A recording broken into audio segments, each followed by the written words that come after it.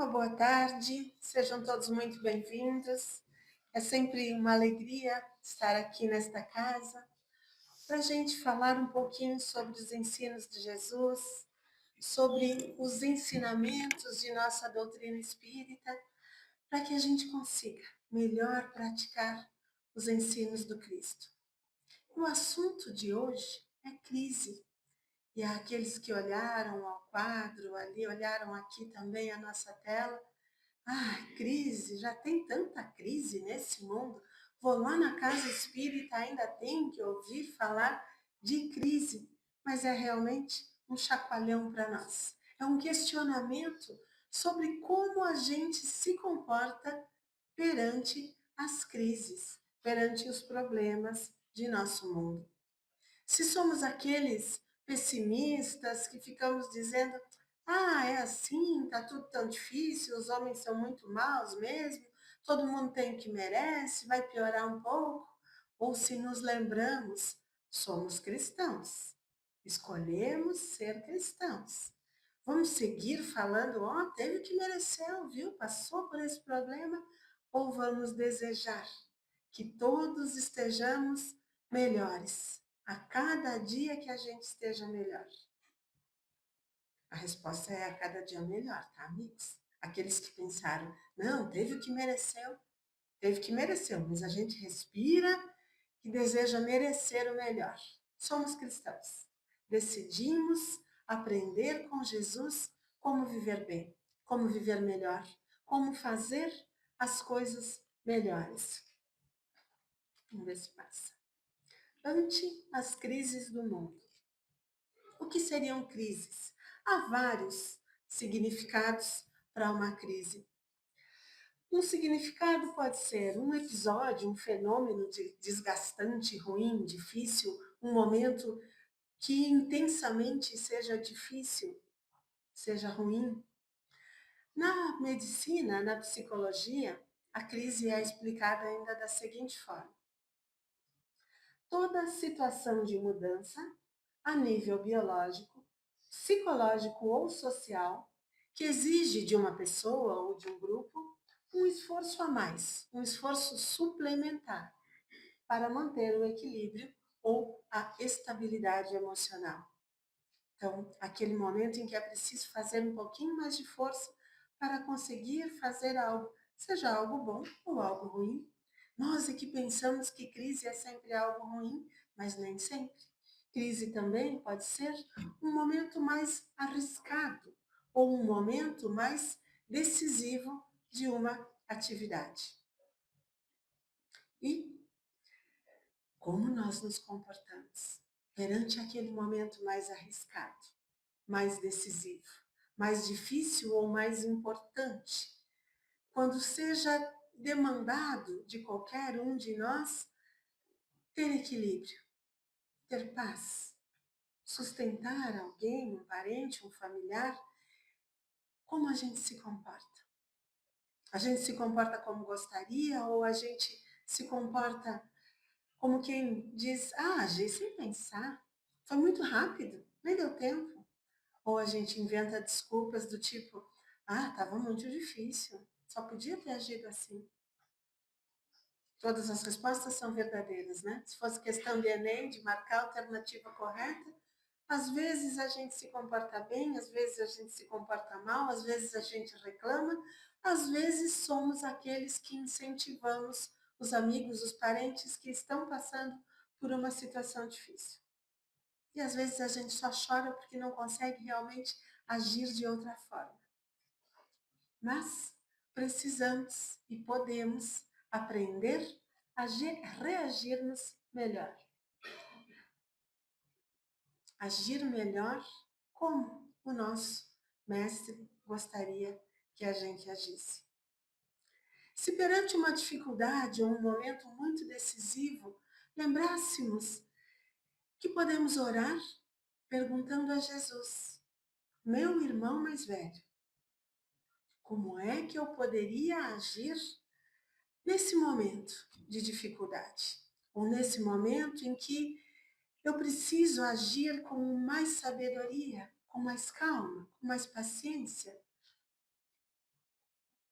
E se a gente buscasse, em prece, ouvir a resposta de Jesus?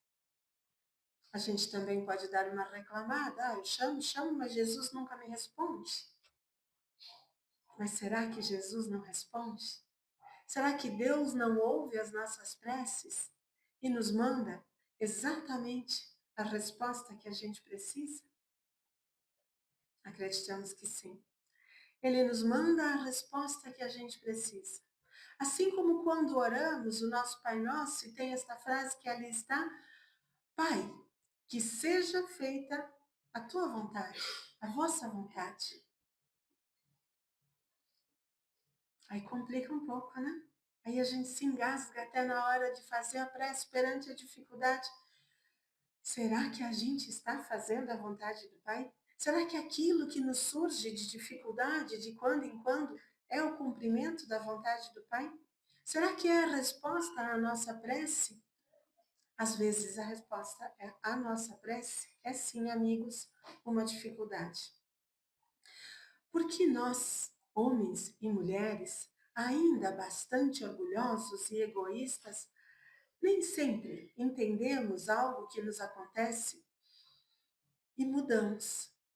Por exemplo, às vezes, quando passamos por uma dificuldade, por uma situação difícil, é o pai nos dizendo: Olha, filho, isso está bem difícil, para que tu entenda que é preciso mudar, para que tu entenda que é preciso fazer diferente. Porque se tu seguir fazendo a mesma coisa e orando, Pai, me ajuda, Pai, seja feita a tua vontade, mas tu fazendo a mesma coisa, não vai mudar. Vai continuar sendo tão difícil quanto está. Então, às vezes, a dificuldade é a resposta de Deus à nossa prece. Não que Deus seja mau, porque Deus é só amor, só bondade. Quem é mau somos nós. Quem busca a dificuldade somos nós. E quem às vezes permanece na dificuldade, na situação que está difícil, somos nós. Mas se eu perguntar a qualquer um de nós que aqui estamos agora, tu quer dificuldade ou tu quer o bem? Quer problema ou quer solução? Quer alegria? Quer tristeza? Que a resposta seja: eu quero solução, quero alegria, quero coisas boas em minha vida. Mas no dia a dia, às vezes a gente não percebe que a gente não está buscando a coisa boa, não está buscando aquilo que nos torna melhores, aquilo que melhora o nosso dia, e ainda assim segue reclamando com Deus. Ah, Deus, estou precisando tanto de paz, estou precisando tanto da tua ajuda, e só está acontecendo coisa difícil na minha vida.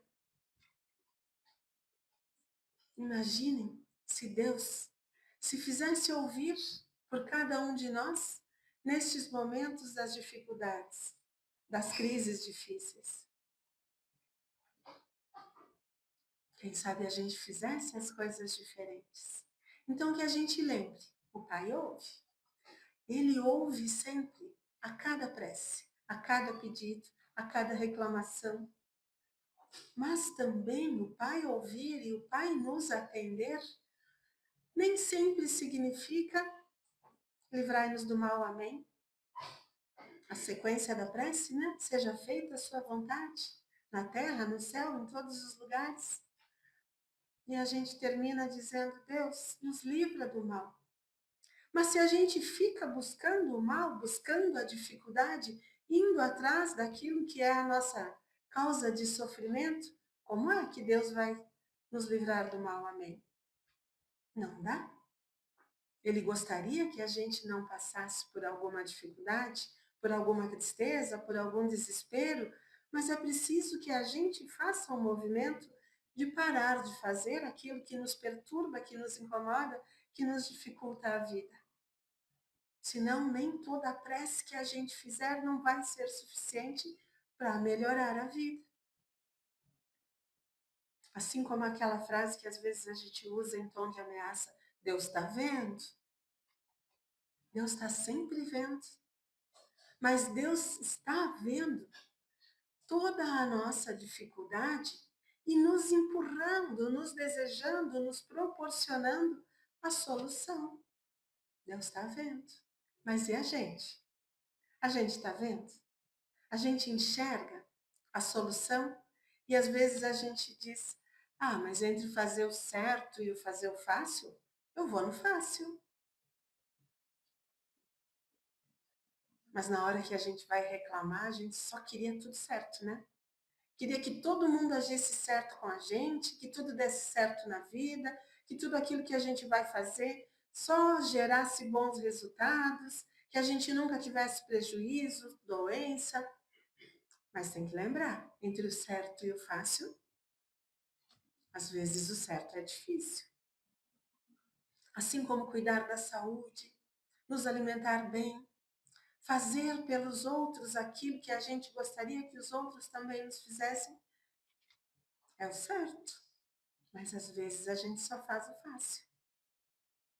Precisamos e podemos ir nos lembrando que somos nós cristãos. Mais que isso, somos nós aqueles que despertamos para uma doutrina chamada Espiritismo, onde os bons espíritos vieram nos trazer informações para que a gente consiga, melhor ainda, praticar o que Jesus nos ensinou.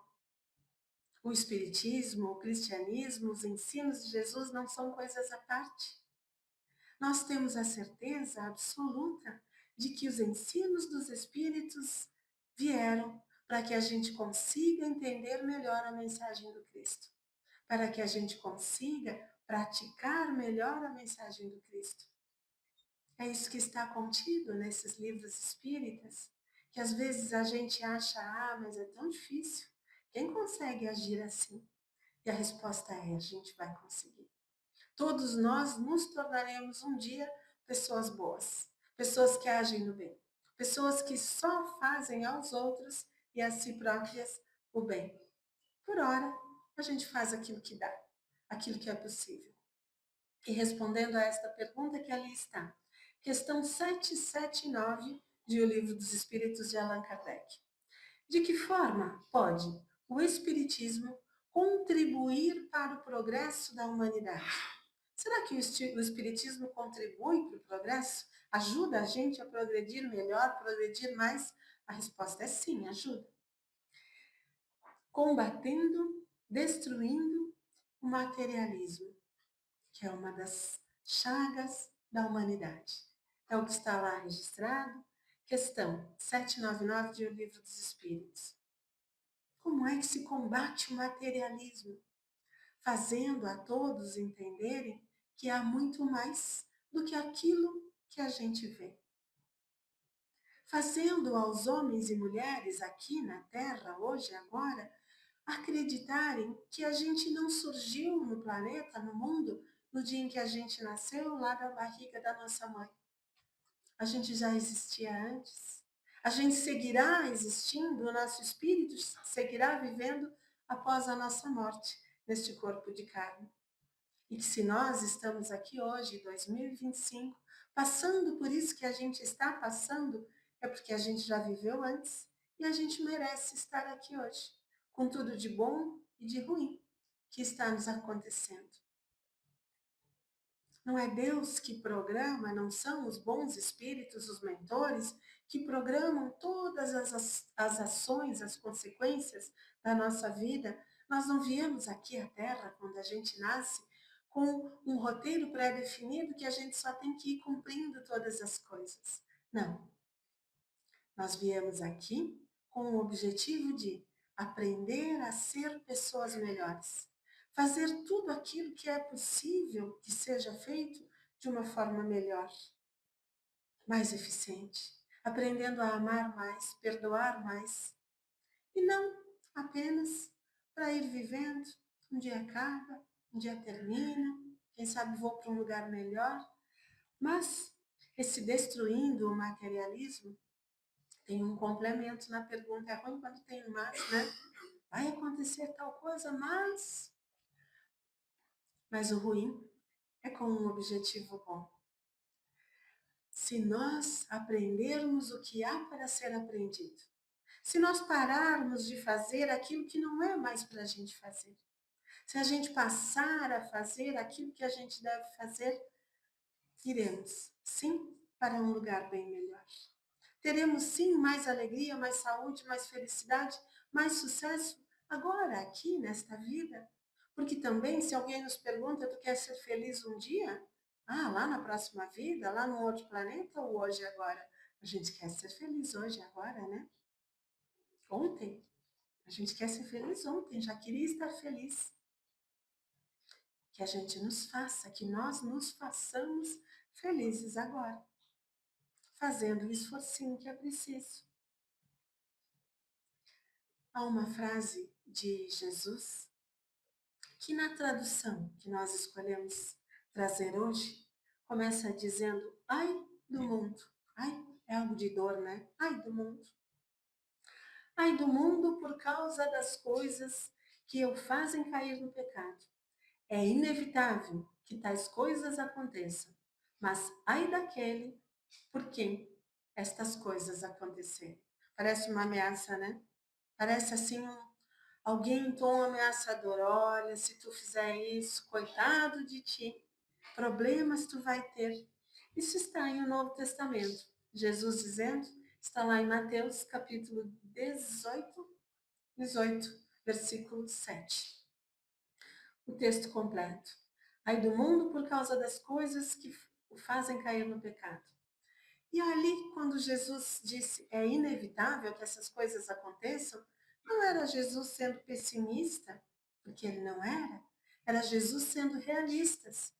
Ele sabia que nós, homens, ainda não com a nossa moral elevada, iríamos ainda cometer muitos erros. Cometemos no passado, cometemos nesta vida, quem sabe seguiremos ainda errando na vida futura. Jesus sabia disso. Nós, homens, seguiríamos cometendo ainda alguns erros, alguns problemas. Por isso que está ali, é inevitável que isso, no grau de adiantamento que nós nos encontramos, ainda aconteça. Ainda seguiremos errando um tanto. Mas a gente vai aprender. Ai daquele por meio de quem esses problemas aconteçam. A sequência desse texto é Jesus explicando: venham para mim, venham comigo, fiquem comigo, porque comigo as coisas são mais leves, mais fáceis. É mais fácil andar ao meu lado do que separado de mim, do que longe de mim. E nós, aqui em 2025, poderíamos pensar, mas como é que eu vou andar ao lado de Jesus? Jesus já morreu? Jesus não está aqui? Esse texto aí foi dito para aqueles homens que estavam lá convivendo com ele? Mas estas palavras nos servem para nós hoje, cristãos deste momento. Ir para junto do Mestre significa ouvir o Mestre, estar junto com as verdades que ele nos deixou. Ouvir as palavras dele e, mais do que ouvir, buscar cumprir. Fazer o esforço possível, necessário, para que a gente passe a agir como um verdadeiro cristão. Mesmo sabendo que hoje a gente não consegue, ainda não estamos em condições de cumprir tudo o que Jesus disse. Fazer tudo o que Jesus recomendou. Alguém aqui conseguiria? Ainda não. Ainda não conseguimos. Mas é preciso que a gente tente, que a gente se esforce, que a gente busque fazer as coisas um pouquinho melhor. E também tem a má notícia. A má notícia é que se a gente só ficar fazendo prece, seja feita a sua vontade, que eu consiga, me livre do mal, me ajuda, as coisas não melhoram. Quando a gente ora, Deus faz com que a gente receba a ajuda necessária. Foi Jesus mesmo quem disse que o Pai sempre ouve a nossa prece e fez até uma comparação com nós, os pais da terra, dizendo: se vocês, que são pais, quando um filho pede pão, vocês não dão pedra, vocês dão pão. Imaginem o Pai que está no céu, que é todo amor, toda bondade. Quando um filho pede, o pai dá, o pai ajuda. Mas nem por isso, se a gente ficar pedindo, ai, que eu consiga aquele melhor emprego do mundo, não, que eu ganhe na loteria, que eu só tenha saúde. Se eu não cuidar do meu corpo, como é que o pai vai me dar saúde? Se eu não me esforçar, como é que eu vou ter o retorno financeiro ou o retorno da saúde? O pai ajuda. O pai faz com que a gente enxergue aquilo que é preciso enxergar. Mas é preciso que a gente olhe, que a gente escute, que a gente se movimente em direção àquilo que a gente precisa fazer. Como brincamos em outros momentos, quando a gente tem que atravessar uma rua, e se a gente ficar ali na rua Luiz Miquelon, aqui em frente, ficar ali na calçada, orando, pai, que eu atravesse a rua, que eu atravesse a rua, me ajuda, pai. A gente atravessa a rua? Não. Pode ser até que se estivesse vindo um carro, quando a gente vai atravessar a rua, o pai dá um jeito de esse carro não nos atropelar, ou que a gente olhe bem naquele instante, que a gente veja, preste atenção, mas a perna que mexe passo após passo é a nossa. O pai nos ajuda, mas quem faz o movimento somos nós. Quem precisa enxergar o que é preciso feito, somos nós. Se fizéssemos nós a vontade do pai, nossa vida seria uma maravilha. Só acontecimentos bons, porque o Pai todo amor e bondade só gostaria que a gente passasse por aquilo que é bom, por aquilo que nos faz o bem. Ali está uma frase provocativa. Na doutrina espírita estão todos os meios de nossa libertação. Basta-nos buscar. Será verdade esta frase, amigos? Apresentamos de forma diferente. Na Boa Nova estão todos os meios de buscarmos a nossa libertação. Basta que a gente busque, basta que a gente entende. O que é a Boa Nova? É a boa mensagem, é o Evangelho, é a mensagem de Jesus. Chamamos de Boa Nova, boa notícia, pois assim é que se referiam os primeiros cristãos. Eles diziam, leve a Boa Nova, espalhe a Boa Nova, leve a boa mensagem de Jesus a tantos quantos seja possível. Evangelho é sinônimo de boa nova, de boa mensagem. No Evangelho estão todos os meios de buscarmos a nossa libertação. Basta que a gente busque. Só que buscar a nossa libertação, buscar aquilo que está no ensino, não é como se a gente deixasse um livro aberto. Vou abrir um livro só para mostrar, para que vocês lembrem de uma imagem. Às vezes, na casa de alguém, na nossa casa, na casa dos mais antigos, tem um livro lá aberto, um livrão grande, grosso, que fica aberto. Porque nós ouvimos, a Bíblia tem que ficar aberta. Alguém já ouviu essa frase? Mas a Bíblia ficar aberta não quer dizer que dela, ali do livro, fica irradiando boa energia, purificando o ambiente. Não é assim que funciona.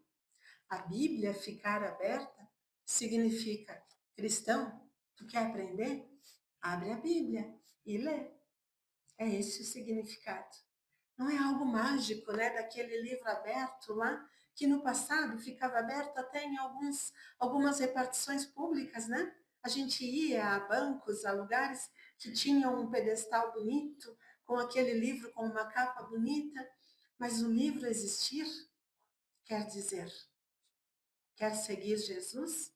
Busque entender Jesus. Entendendo o que Jesus nos disse, é preciso seguir fazendo o que Jesus dizia para a gente fazer. Parando de fazer aquilo que Jesus não gostaria que a gente fizesse. Passando a agir de forma diferente, para que a gente melhore a vida. Agora, já, ontem. Há uma afirmação de Jesus, João, capítulo 16, versículo 1. Esse capítulo de João, A quem não está lembrado dessas palavras, então a recomendação, chega em casa, abra o livro, ou busca no Google, né, no celular hoje, que a gente também tem mania de ler tudo na tela, mas abra e vá ler. Deixe Jesus te contar, através do relato de João, sobre este assunto das dificuldades e da nossa capacidade de superar a dificuldade. Eu tenho dito tudo isso para que vocês não venham a tropeçar. Dependendo da versão que vocês tenham, em vez de tropeçar, vai estar escrito cair. Primeira frase do capítulo 16, lá em João. Eu disse essas coisas para que em mim, era Jesus dizendo então, né? Para que em mim vocês tenham paz. Neste mundo, vocês terão aflições. Contudo, tenham ânimo. Eu venci o mundo. Vejam que palavras boas para a gente ouvir do nosso irmão mais velho. A gente deveria grudar lá no espelho, grudar na geladeira, né? Ou ter dentro da nossa bolsa guardadinha essas palavras. Eu disse tudo o que disse para que vocês me escutem. Para que vocês tenham mais facilidade na sua vida. Vocês terão dificuldades. Mas me escutem. Virão aflições, virão ainda problemas, mas me escutem. Afinal, ele disse, deixou para nós a recomendação de como orar, como a gente tem que se comportar, dizendo a Deus, Pai, seja feita a tua vontade, Pai. Não é a minha, é a tua vontade que deveria prevalecer. Vocês terão dificuldades, mas venham a mim. A vida será mais fácil. A dificuldade vai acontecer, porque nós não somos ainda homens tão bons, né? Não somos ainda anjos, ainda agimos de quando em quando mal, quando deveríamos agir no bem, ainda virão algumas dificuldades, mas com fé, com esperança, com a certeza de que o nosso irmão lá na frente está, como aquele que nos estende a mão e nos diz, venham a mim, eu venci o mundo, vocês também serão capazes de vencer. E mais do que isso, ele disse, brilhe a vossa luz. Vocês sabem brilhar, vocês sabem o que é necessário, sabem o caminho, porque eu mostrei o caminho. Eu percorri o caminho e por onde eu percorri, todos vocês também poderão vir, andar onde eu andei, fazer o que eu fiz, para que todos vocês, vindo até mim, consigam ter uma vida melhor. É uma mensagem tão bela. João, capítulo 16. Vale ler inteiro, porque começa nos dando um puxão de orelha. Eu contei tudo que contei, falei tudo que falei, para que vocês não caem. Mas se vocês caírem, eu estou aqui. É o que o nosso irmão mais velho nos diz. E com essa mensagem em mente, já chegou o momento de encerrarmos esse nosso momento que chamamos doutrinário, das nossas tardes de sábado. Nós vamos fechar os nossos olhos, pedindo a Jesus, ao nosso irmão, que a gente consiga agir assim. Fechamos os olhos e cada um fale da sua forma, da sua maneira, que eu vença aquilo que é preciso vencer. Que eu faça aquilo que é preciso fazer. Me ajuda, meu irmão. Me ajuda, Jesus, para que eu consiga. Eu também quero vencer o mundo. Eu também quero vencer as aflições, as dificuldades, os problemas. Me ajuda para que eu consiga. Que essa dificuldade, que esse problema, que essa aflição que me está no corpo, na mente, na vida, na família, no trabalho, neste momento, seja vencida. Que eu consiga, que eu te escute, que eu brilhe e que assim seja.